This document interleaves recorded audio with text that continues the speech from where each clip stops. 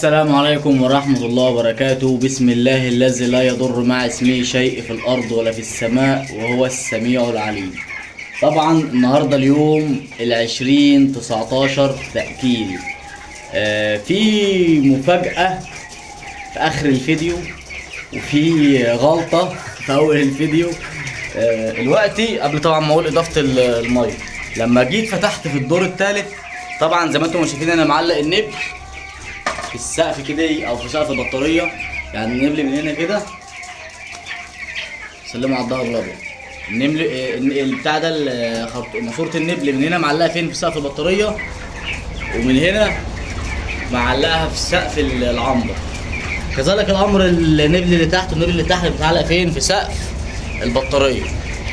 طبعا لما جيت فتحت في الدور الثالث النبل بتاع اخر دور كان مايل كده سنه، بحيث انا اللي عملتها ايه بالفهلوه كده، ان انا اخلي النبل في ميل للاخر هنا، عشان لما احب افضي ميه مثلا او اغسل المواسير يكون الميه عندي ايه بتجري تحت. يعني النبل عامل ميل كده، فالميه تجري فين؟ هتجري على تحت، بحيث ان هي تنضف لي المواسير. حصل معاك يا مؤمن، حصل ان قلبة النبل دي خلت الميه فعلا في اخر الماسوره، وفي اول الماسوره مفيش. طبعا انا هتجنن ازاي الميه نازله من فوق ومش واصله اخر الماسوره، واول 5 نبل ما بينقطوش. اخلع النبلايه وابدلها واختبرها الاقيها شغاله، اختبرها على ماسوره بره الاقيها شغاله، اغير النبلايه من مكان لمكان الاقيها شغاله، احطها مكانها الاقيها بايظه، اجيب نبلايه من هنا مثلا انزلها تحت مكان البايظه الاقيها بايظه برضه، ارجع البايظه مكانها شغاله. قعدت على الموضوع ده والفراخ في الدور اللي تحت عطشانه، وما كانش قدامها حل من 2: يحل المشكله يعمل المشكله. ازاي هعمل المشكله؟ هرجع الكتاكيت في الدور هنا وهنا تاني، ويحصل عندي تزاحم وتكدس لحد ما اجيب ماسوره جديده، وبرضه هعمل نفس الفكره والماسوره هتكون مقلوبه، واخر 5 نبل او اول 5 نبل مش هيكونوا شغالين. طب ليه مش شغالين؟ طبعا بحثت في الموضوع. النبل لما يكون مقلوب كده الهواء بيرجع فين؟ بيرجع لورا، زي يعني الناس اللي هي شغاله في المعمار، نجار او مبيض محاره، او شفت لما تيجي مثلا تحط ميزان الميه كده تقلبه، الميه بترجع فين؟ بتنزل لتحت، والهواء بيروح فين؟ بيروح لورا، بيرجع لورا. طبعا انا ما عنديش منظم اللي هو بينظم موضوع الهواء اللي في النبل وكده، شغل بدائي مش زي المحطات الكبيره. فالهواء كان راجع في الماسوره من ورا. اللهم صل على محمد. ومخلي لي اول 5 نبل هنا مش شغالين. فلما جيت بحثت في الموضوع عرفت ان بيكون في منظم. لما عرفت ان في منظم قلت بس يبقى اللي عامل الموضوع ده كده هوا. واستوحيت الفكره. انا طبعا زي ما انتم عارفين انا من بلد محاره، في العده بتاعت الشغل نظام ميه لما بحب اعمل ميل الميه الهوا بيرجع فين؟ لورا. فقلت بس ممكن يكون في هوا في اول الميل. وبالفعل اول ما نزلت ماسوره النبل بختبر النبل، لقيت النبل شغال وبينقط معايا ميه. فنصيحه عشان الناس هتقابلها موضوع حوار ان النبل مسدود، ما بيكونش مسدود، بيكون هوا. لو مسدود لان انا قعدت اسلك فيه واجيب نبل غيره. طبعا لو غيرت النبل او سلكته واشتغل معاك يبقى عادي عيب نبل، لكن ده كان عيب ماسوره، اللي هو بحيث لو الماسوره فيها ميول كتير، الهواء بيبقى في حته ومش موصل ميه للنبلايه دي، او واصل لها ميه بنسبه بسيطه وبتنزل ميه بسيط نقطه كل فين وفين، لحد ما يتهيألك ان النبلايه مزوله تفضل تسلك. انا فضلت موطي على الارض لحد ما كان هيجي لي روماتيزم. فالحمد لله عالجنا المشكله. المجال ده عباره عن مشاكل وبتحلها. عشان تنجح في مجال تربيه الفراخ عباره عن حل مشاكل. مفيش حاجه اسمها في قابلتني مشكله وخسرت، او قابلتني مشكله وما عرفتش احلها. كل مشكله في المجال ده ولها حل، بس لازم يكون عندك مرونه او سرعه في التدخل من حيث الحلول دي. يعني حصل مشكله لازم تكون مرن في التعامل معاها، ما تعملش بخوف. مش هطلع ارن على ده واسال ده واسال ده واسال ده، احاول اكتشف حل بنفسي الاول، وفي نفس الوقت ابعت مثلا رساله عندي مشكله كذا كذا كذا يا فلان، او ابعت على جروب الواتس واستنى على ما يجي لي الرد. لا، اتعامل بنفسي لحد ما هلاقي الحل ان شاء الله، وهتلاقيه. فان شاء الله باذن الله ادينا عرفناكم ايه المشكله. نزلنا ايه بقى اليوم ال20، طبعا اليوم ال19 كان كله ميه بيضه، ما عدا اخر 6 ساعات نزلت رافع مناعه فيروسي، لان تحصين اللاسوته بيقولوا في ليها رد فعل عن لان بس انا كذا مره حصل ما يحصلش معاها رد فعل. طب ايه بقى المفاجاه يا ابو انس؟ طبعا حصل عندي دروب كده في الاسهالات، اسهالات كتيره، ما جريتش واديت مضاد حيوي. ليه؟ لان عندي على فتحه المجمع مفيش اسهالات، معنى كده ان الاسهالات دي لسه جايه جديد. بدات اشوف اخر 24 ساعه اللي تم معايا في العنبر، ايه التغيرات اللي تمت معايا من العنبر. طبعا المفروض الحراره تكون 26.5 او 27 بناء على درجه الرطوبه. طيب الحراره عندي كانت ثابته؟ لا، حصل عندي ارتفاع في درجات الحراره في العنبر في الجو من بره، الخليه نشفت، النور قطع، حصل دروبات، فحصل عندي ارتفاع في درجه الحراره.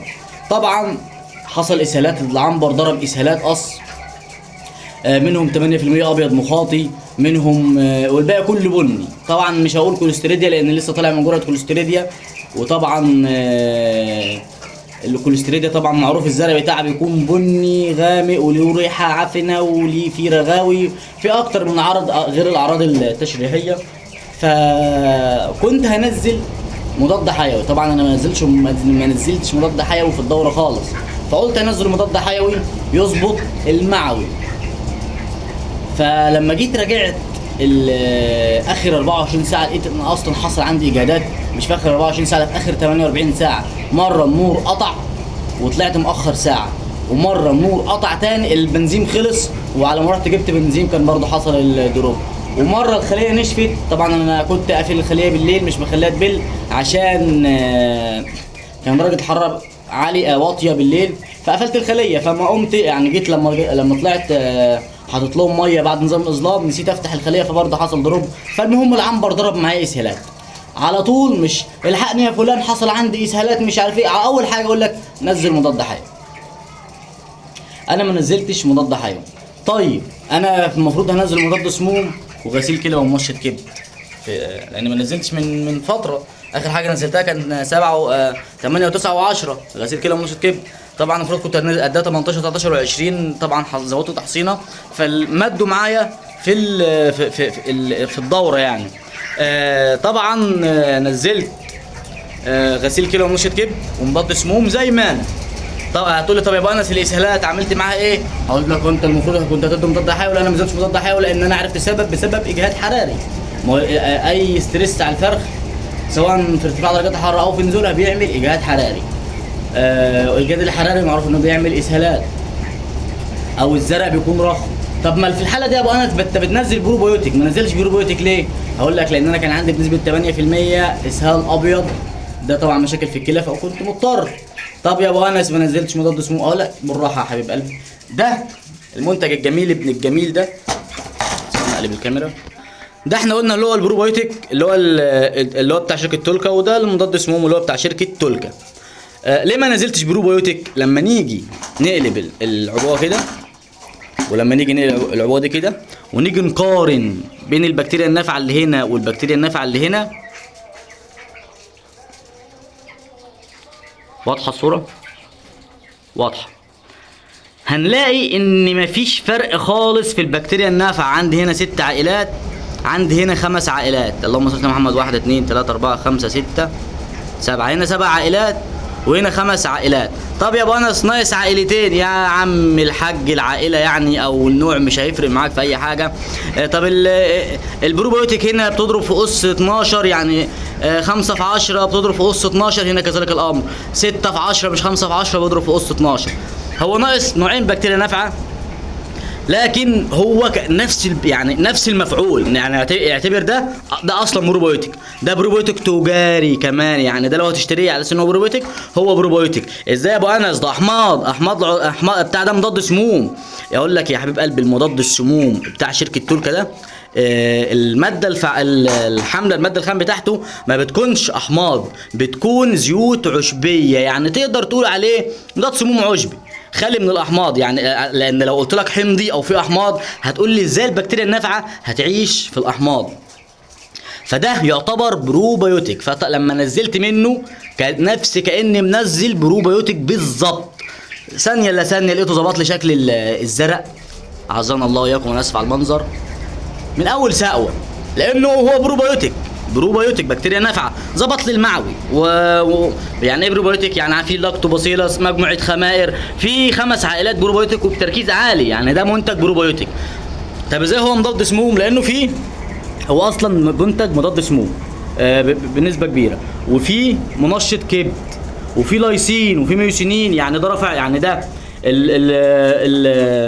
التولاسول ده المنتج اللي هو المضاد السموم ده بروبيوتيك، مضاد سموم، رافع مناعه، احماض امينيه، بيلعب معايا على الوزن، وبيلعب معايا على المناعه، وبيلعب معايا كمان على ايه؟ على السموم الفطريه.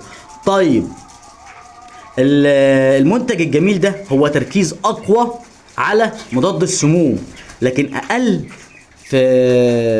في المنشط الكبد، فبستخدم معاه منشط كبد بتركيز عالي. فاصبح كده انا عندي المنشط الكبد اللي عندي تركيزه عالي جدا.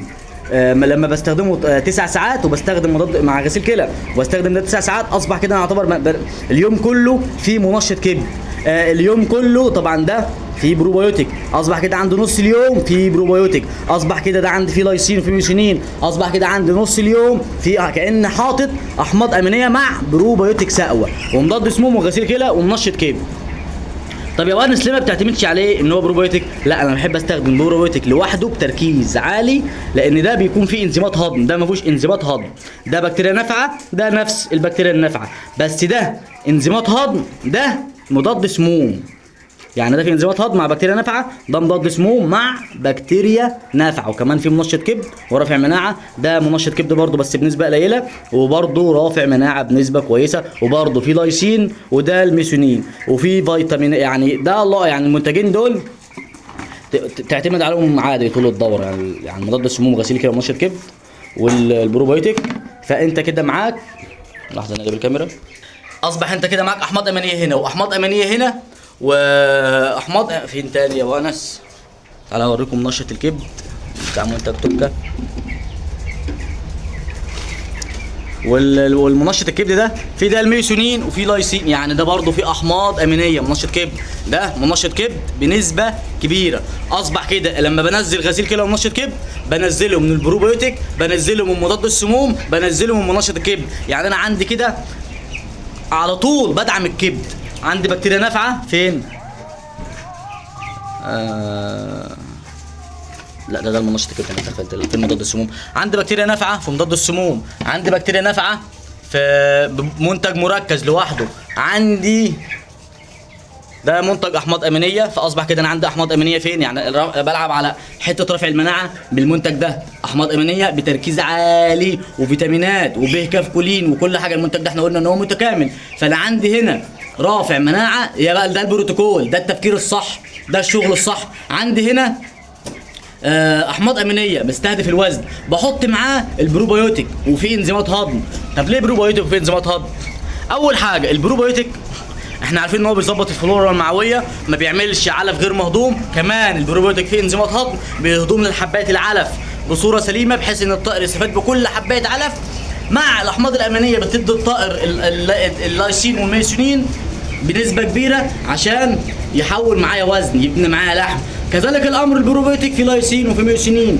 طب لما بستخدمهم هستخدمهم مره طول الدوره زي مش بنز بروتوكول؟ لا، انا مش هخليك تحرق دواء، هندي البروتوكول العادي بتاعنا مضاد سموم وغسيل كلى ومنشط كبد، لكن بتلاقي فيه معاهم لايسين وميوسينين، يعني بتلاقي احماض امينيه بنسبه حلوه، وبتلاقي بكتيريا نافعه كانك معاك منتج بروبيوتيك.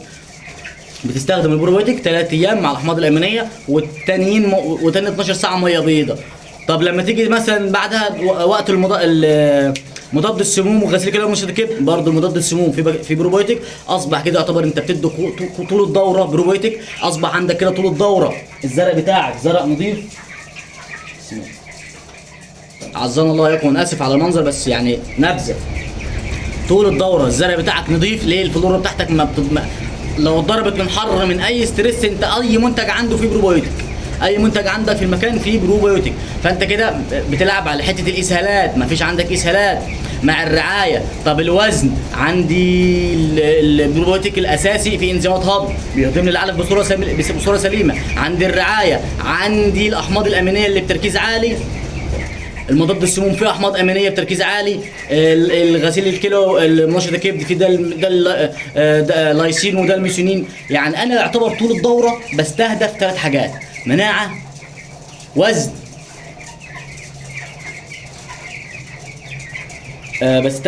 بستهدف معايا 3 حاجات: مناعه، وزن، انا عايز اكتر من كده، مناعه حلوه ووزن.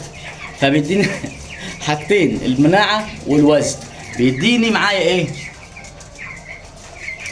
حيويه سليمه، كتكوت سابق ميعاده، ادويه اقل في خلال الدوره على طول. يعني يعتبر نص الدوره ميه بيضاء بتروح معاك، او تلت الدوره ميه بيضاء، فبتلاقي معاك كتكوت الله اكبر، ضهر ابيض، مفيش اي مشاكل.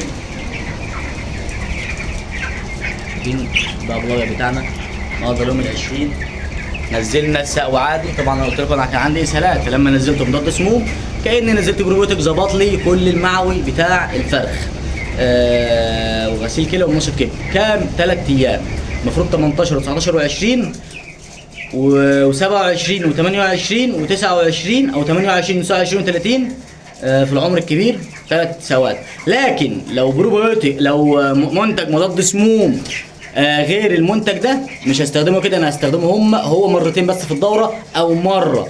طب ليه في بروتوكولات بتكون 3 مرات؟ لان التربيه الارضي عكس التربيه البطاريات. التربيه الارضي في علف بيكون منصور على الارض، بيقع على سبله الفرخ بياكل، فاصبح انت معرض كمان، لانه كمان بينام على سبله، مناخيره على سبله، في عدوى كتير، في نشاره بينكش فيها، في سقايات بيتبرز فيها وبيشرب منها، فانت اصلا معرض للسموم بنسبه كبيره، مش شرط السموم الفطريه، لا السموم عموما يعني. فانت هنا محمي من، يعتبر من حته السموم اللي هو معرض بيها.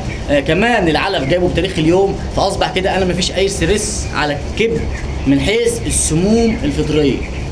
فعشان انا لو قلت عشان كده، لو هو منتج تاني مرتين في الدوره، والسقوه هتبقى يومين بس مش 3 ايام. طب ليه مشيت على نظام بروتوكول الارضي؟